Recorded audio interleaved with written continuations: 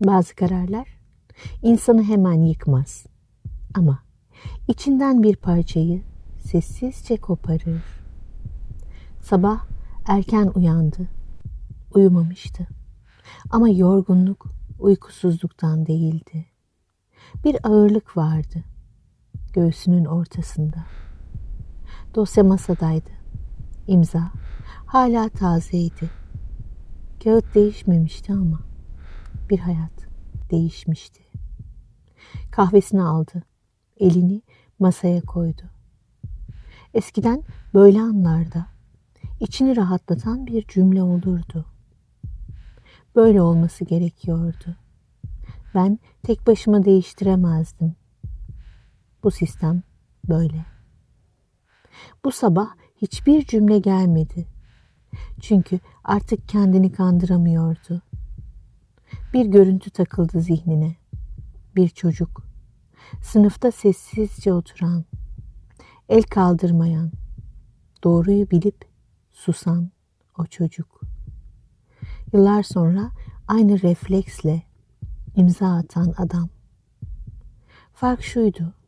Fark çocuk korunuyordu ama adam korumuyordu. Telefon çaldı. Resmi bir ses.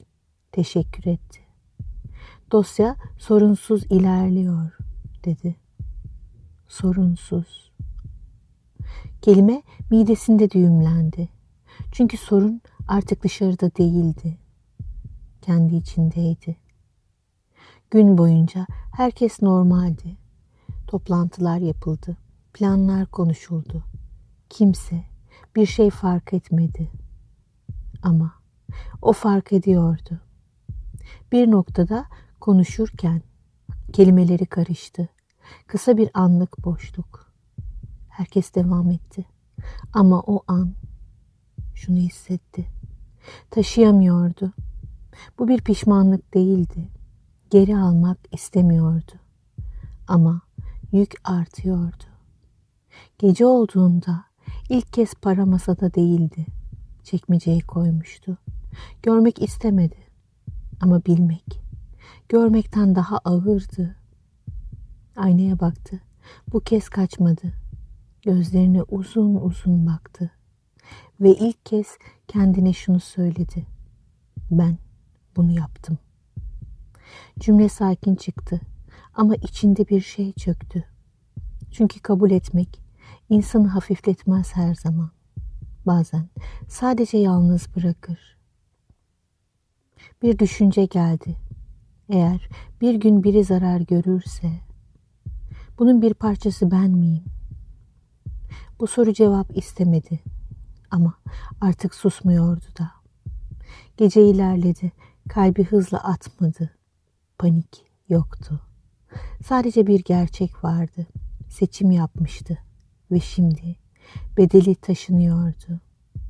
Ama soru hala açıktı. Bu yük ne zamana kadar taşınabilirdi? Peki sen? Sence insanı en çok yoran şey yanlış yapmak mı?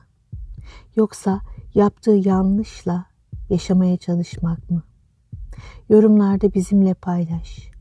Çünkü bazen cevap başkasının sessizliğinde saklıdır.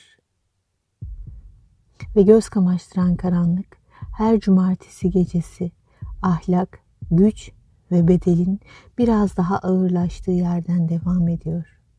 Bu yolculukta bizimle kalmak için abone olmayı ve bildirimleri açmayı unutma. Çünkü karanlıklar ancak birlikte aydınlanır.